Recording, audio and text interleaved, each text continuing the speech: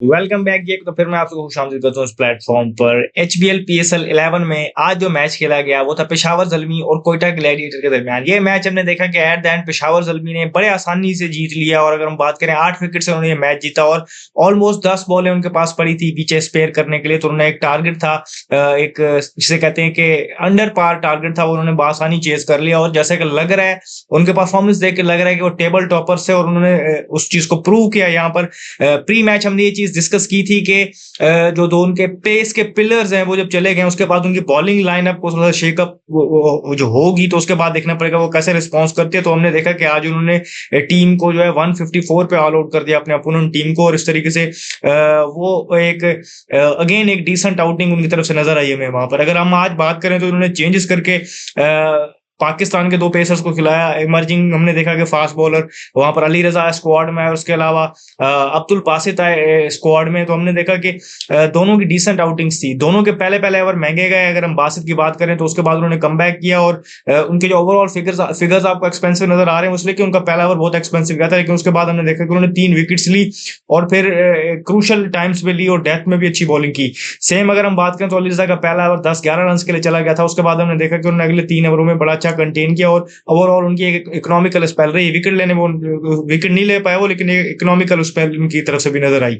Toss जीतकर यहाँ पर पेशावर ज़ल्मी ने बॉलिंग का फैसला किया था और ये फैसला बाद में उन्होंने देखा कि उनके लिए सही साबित हुआ, क्योंकि जिस तरीके की उन्होंने बैटिंग लाइन खिलाई थी तो 8वें नंबर तक वहां पर उनके पास स्पेशलिस्ट बैटर ने आना था। वो अगर हम देख रहे हैं तो देखते तो जो इनिशियली जो स्लॉटेड थे वहां पर 8वें नंबर वो एरन हार्डी थे, लेकिन उन्होंने बाद में देखा कि वो 4 पे आके खेले। तो लेकिन अगर वो भी ना होते तो इफ्तिकार, फरहान यूसुफ या अब्दुल समद कोई भी वहां पर खेलता तो 8वें नंबर तक उनके पास बैटिंग में जो एबिलिटी मौजूद थी और बहुत ही जिसे कहते हैं कि स्पेशलिस्ट बैटर ने वहां पर आकर खेलना था। तो उनके आगे कोई भी टारगेट होता तो वो उस हवाले से उन्होंने अपनी टीम बड़ी बैलेंस खिलाई थी। 8वें नंबर तक उनके पास बैटिंग के ऑप्शंस मौजूद थे। फिर अगर हम बात करें तो जिस तरह मैंने कहा अगर उन्होंने बॉलिंग का फैसला किया तो उन्होंने बड़े आउटस्टैंडिंग तरीके से वहां पर भी आगाज किया। इफ्तिकार अहमद इनके लिए गोल्डन आर्म साबित हो रहा है, जिस तरीके से वो पावर प्ले में आगे बॉलिंग कर रहे हैं, ओवरऑल स्पेल को कंटेन कर रहे हैं, अपना 4 ओवर रेगुलरली कर रहे हैं, विकेट्स भी ले रहे हैं और इकोनॉमिकल भी रह रहे हैं। आज भी अगर हम देखें तो उन्होंने 4 ओवर में 20 रन दे के एक विकेट हासिल की और पहले ओवर में विकेट हासिल की और क्रूशल मौके पे जो पावर प्ले में उन्होंने जो स्टार्ट देना था अपनी टीम को वो देने में वो कामयाब रहे। फिर अगर हम बात करें तो जो पिक ऑफ द बॉलर रहे यहाँ पर पेशावर ज़ल्मी की तरफ से वो अगेन वहां पर सुफियान मुकीम है। पिछले मैच में भी वो प्लेयर ऑफ द मैच बने, आज भी वो प्लेयर ऑफ द मैच बने और राइटली सो कि जिस तरीके से वो आके जो इंपॉर्टेंट काम कर रहे हैं वो ये कि मिडिल ओवर्स में आके अगली टीम के मिडिल ऑर्डर को तहस नहस कर रहे हैं। आज भी देखें तो उन्होंने क्रूशल विकेट्स ली, राइले रोसो की, शामिल हुसैन की और वहां पर उन्होंने ख्वाजा नाफे की विकेट ली। इस तरीके से उन्होंने एक इकोनॉमिकल स्पेल भी की और 3 विकेट्स भी ली। वो टूर्नामेंट के वो लीडिंग विकेट टेकर ऑलरेडी हैं, back to back player of the match बने और पेशावर ज़ल्मी के लिए मैच को बिल्कुल वहां पर सेट कर रहे हैं। आज भी उन्होंने बड़ा क्रूशल रोल अदा किया और वहां पर वो पिक ऑफ द बॉलर बने। तो हमने ये देखा कि कोयटा ग्लैडिएटर की तरफ से कोई खास इतनी बड़ी बैटिंग परफॉर्मेंस नजर नहीं आई। एक टाइम पर पार्टनरशिप डेवलप हो रही थी वहां पर कैप्टन साउथ शकील और राइले रोसों के दरमियान, लेकिन वहां पर हमने देखा कि एक रनआउट हुआ, एक सुसाइडल रनआउट वहां पर हुआ। जिस तरीके से कैप्टन साउथ शकील वहां पर रनआउट हुए तो फिर हमने देखा कि एक और भी रनआउट उनकी तरफ से नजर आया। बैटिंग को अगर देखें स्पेशली प्लेइंग 11 में देखें तो आज उन्होंने एहसन अली को शामिल किया, शामिल हुसैन टीम में वापस आए, लेकिन वो ओपनर नहीं खेले, वो 5 नंबर पे खेले। तो ये एक सरप्राइज था लोगों के लिए कि वो इतना नीचे क्यों खेल रहे हैं, क्योंकि इससे पहले हमने देखा कि उनका पेस बॉलर्स के अगेंस्ट 200 से प्लस का स्ट्राइक रेट है और पावर प्ले में उसको यूटिलाइज करते हैं। तो अगर उनको वो चाहिए था तो वो वहां पर आकर रोल अदा कर सकते थे, लेकिन हमने देखा कि उनको 5वें नंबर पर भेजा गया। और एहसन अली जो इससे पहले भी खेल चुके हैं पीएसएल में और एक डोमेस्टिक के जाने माने प्लेयर है, उनको यहाँ पर मौका दिया गया, लेकिन वो फ्लॉप हुए, उनको ओपनर खिलाया गया तो वो उस तरीके से वहां पर डिलीवर नहीं कर सके। बेवन जैकब्स फिट नहीं थे तो अनवेल थे इसलिए वो नहीं खेले। लेकिन अब सवाल ये उठता है कि वहां पर सैम हार्पर मौजूद थे और उनके पास बाकी वहां पर ऑप्शन मौजूद थे, तो उन्होंने उसको यूटिलाइज करने के बजाय जो प्लेइंग 11 खिलाई फिर उसके बाद जो बैटिंग लाइनअप खिलाई तो वो भी एक जिसे कहते हैं इट सेल्फ क्वेश्चनेबल है। और फिर जो अप्रोच थी उनकी कि हमने देखा कि बिल्कुल ही गेम में वो किसी स्टेज पर नजर नहीं आ रहा था, क्योंकि यार मैंने जिस तरह आपको बताया कि अगली टीम अगर 8वें नंबर तक स्पेशलिस्ट बैटर खिला रही है तो आपको ऑलरेडी जो टोटल है उसके साथ अपने बॉलर्स को एक एक्स्ट्रा कुशन देना पड़ेगा, लेकिन आपने वेल बिलो पार स्कोर किया है, सिर्फ 153 वो कर पाए। वो भी हमने अगर हम देखें तो जिसमें मैं आपको बता रहा हूँ कंसिस्टेंटली इनकी तरफ से रन कर रहे हैं। हसन नवाज आज वो बड़ा बड़ा उस तरीके से नहीं कर पाए, लेकिन आज फिर उन्होंने मिडिल में पार्टनरशिप लगाने की कोशिश की। तो ये चीज देखनी पड़ेगी कि बैटिंग लाइन जो उन्होंने खिलाई और इस तरीके से उन्होंने अपने आप को ज्यादा चांस नहीं दिया।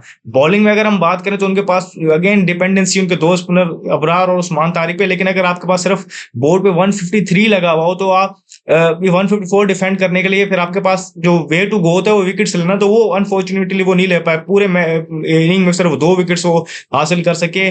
तो खास उनकी तरफ से वो परफॉर्मेंस है जिसे हम कहते हैं, जिसे इंपैक्टफुल परफॉर्मेंस कहते हैं, वो नजर नहीं आई। एक विकेट उसमें से शौकत शकील ने ली और एक विकेट वहां पर अज़ारी जोसेफ ने ली। तो बॉलर्स को विकेट्स लेनी थी तो वो उन्हीं ले पाए। पावर प्ले में अर्ली ऑन जो स्टार्ट चाहिए था पेशावर ज़ल्मी को, वो वहां पर वो ले गए। उन्होंने 59 रन का पावर प्ले खेला।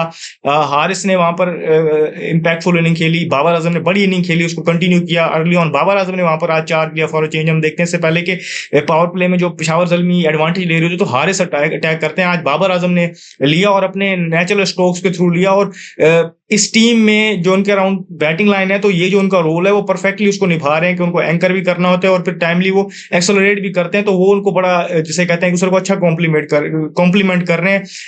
तो इस तरीके से हमने देखा कि उन्होंने बासानी चेज कर लिया कि बाबर आजम की 71 रन की इनिंग थी, 38 रन की कोई इनिंग हारिस की थी, 21 रन वहां पर आज कुशल मेंडिस कर पाए सिर्फ। और फिर हमने देखा कि आज एरन हार्डी जो टीम में खेले थे उन्होंने 2 ओवर किए। रिलेटिवली अगर हम बात करें तो अच्छे ओवर थे, इतने ज्यादा एक्सपेंसिव वो भी नहीं हुए, लेकिन फिर बैटिंग में आके भी उन्होंने एक वहां पर टाइम स्पेंड किया और at the end not out रहे। तो ये उनके लिए गोइंग फॉरवर्ड कॉन्फिडेंस के लिए अच्छी चीज होगी।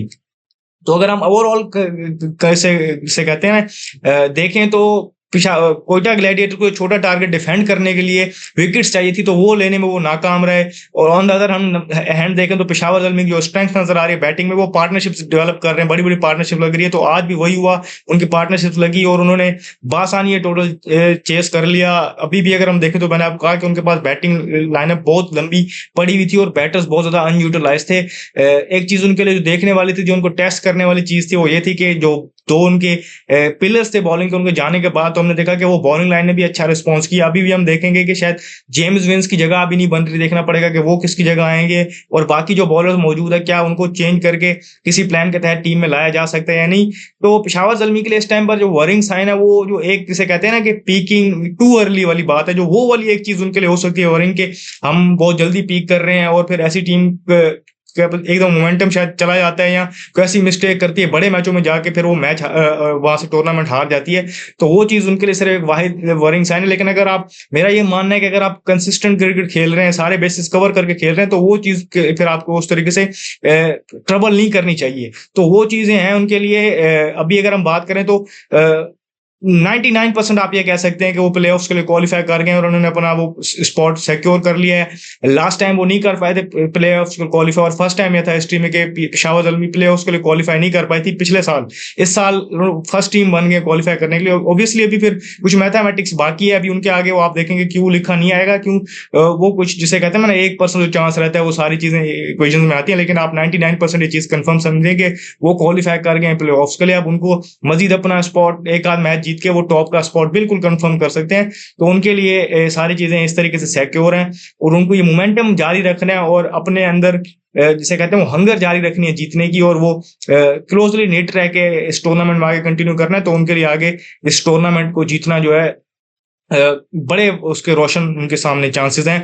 On the other hand Quetta gladiator को मजीद चीजें सोचनी पड़ेंगी कि हमने अब आगे क्या करना है, क्योंकि जो बॉटम ऑफ द टेबल बाकी सारी टीम्स हैं अब उनके पास नेट रन रेट की भी बात आएगी, उनके मैचेस भी फंसेंगे। तो वहां पर वो टेबल अगेन खुल गया, एक टीम बहुत आगे निकल गई है, बाकी सारी टीमों को अब तो बाकी टीम्स होंगी फिर जिसका मैच पेशावर ज़ल्मी के अगेंस्ट होगा तो बाकी सारी टीम्स जो होंगी वो दुआ ये करेंगी कि पेशावर ज़ल्मी फिर अपने सारे मैचेस जीते ताकि फिर उनके लिए वो आसानियां हो। तो जो भी फर्दर अपडेट्स होंगी हम यहाँ आपको देंगे। इस वीडियो में फिर वक्त इतना ही, मुझे दीजिए शुक्रिया।